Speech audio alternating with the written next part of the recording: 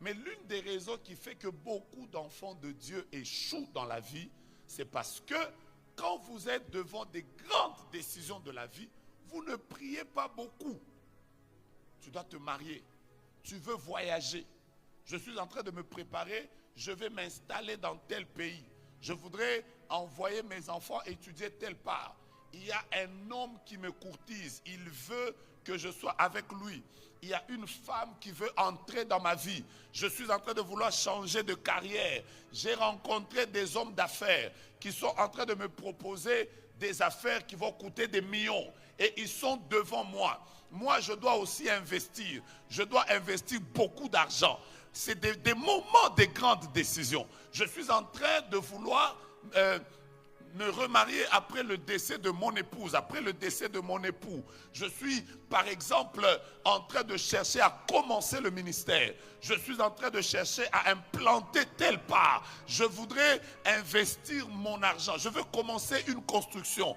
Vous allez vous rendre compte, toute personne qui est dans la phase des grandes décisions et qui ne prend pas le temps de prier ne se décide jamais bien.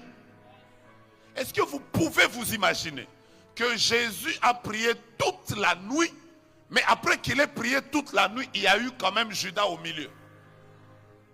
Si celui qui a prié toute la nuit a eu quand même un Judas au milieu, demande à ton voisin, regarde-le dans les yeux, ne souris pas. Dis-lui maintenant, toi qui ne pries pas, tu as combien de Judas? Et pourquoi tu ris? Regarde-le en face. Dis-lui, toi maintenant qui ne prie pas, toi maintenant qui ne prends pas de décisions en ayant pris beaucoup de moments de prière, dis-lui, tu auras combien de Judas? Je suis sûr que ton voisin t'a caché. Lui là, comme je le connais, il a même 13 Judas. Donc il en a 12, Namatabis à Judas. Je vais vous dire une vérité. Les personnes qui prennent des décisions en priant provoquent le ciel sur leurs décisions. Permettent au ciel de les accompagner. C'est comme ça que vous voyez certaines personnes, elles commencent petites. Mais vous avez l'impression que malgré l'adversité, la haine, la jalousie, on leur met des cales, on leur met des barrières. Ils rencontrent des oppositions. Mais toutes les oppositions sont transformées en escalier. Je suis en train de dire que quand ils rencontrent des oppositions, ils montent. Mon Dieu, mon roi. Est-ce que je suis en train de vouloir dire à quelqu'un ce soir que si tu vas prier, tu réussiras dans le plan que Dieu a pour toi? Dis à ton voisin, Mahombi, Mahombi, Mahombi, Mahombi. Non, aide-moi, aide-moi. Dis-lui, si tu ne veux pas prier, déplace-toi. Parce qu'ici, aujourd'hui, c'est la prière. Bien-aimé, les gens qui réussissent, cette histoire-là de quelqu'un qui vient, il raconte que non, je me suis marié à une sorcière. Tu t'es marié à une sorcière comment? Oh, je ne savais pas qu'il était occultiste. Moi, ma question, c'est comment?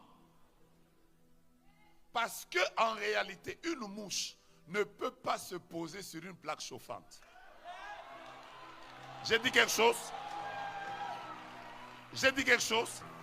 Si vous voyez des mouches sur une cuisinière, c'est qu'on n'a pas encore allumé. C'est tout. Si vous voyez seulement des mouches sur une cuisinière, la chose qu'il faut faire pour chasser les mouches, c'est de toucher au bouton, de mettre 1, 2, 3. Dès que ça va commencer à chauffer, vous allez voir toutes les mouches vont sauter. C'est-à-dire certains combats que tu as, tu les as parce que tu n'as jamais pris la décision de prier. Je t'exhorte ce soir, ouvre ton réchaud, chauffe la prière. Tu vas voir qu'en sortant de ce lieu, il y a quelqu'un qui te dira le problème qui était bloqué à l'immigration, le papier que tu attendais, la situation que tu voulais voir. À peine que tu as terminé la prière, Dieu a ouvert le ciel. Je prophétise que demain déjà et la semaine qui va commencer, il y aura plusieurs témoignages dans cette salle. Que tu me dises Amen, que tu me dises pas Amen, que le ciel soit ouvert et que Dieu te visite aujourd'hui. Ton Amen ne me permet pas de déclarer ce que je vais déclarer là maintenant. Si j'étais toi, j'allais taper mes voisins et leur dire aujourd'hui c'est mon jour, aujourd'hui c'est ma saison, les choses vont changer, la situation va prendre de l'envol, je vais voir la main de Dieu, les portes vont s'ouvrir et les ennemis vont lâcher d'eux-mêmes. Oh, dans la belle famille, on a dit que tu ne te marieras jamais. Ils sont qui pour arrêter ce que Dieu a déjà commencé? Oh, il y a quelqu'un qui a fermé la porte de ma vie. Il est qui pour fermer la porte de ta vie? Élève simplement ta prière. Élève ta prière. J'ai dit encore à quelqu'un, élève ta vie de prière. Parce que de plus en plus que tu seras en train de prier, la situation qui te résiste, crois-moi, je connais le Dieu qui appelle à l'existence les choses qui n'existent pas. La situation qui bloque va bouger, elle va changer. Vous savez pourquoi Anne a pris beaucoup de temps dans la stérilité? C'est parce qu'elle n'avait pas compris la puissance de la prière.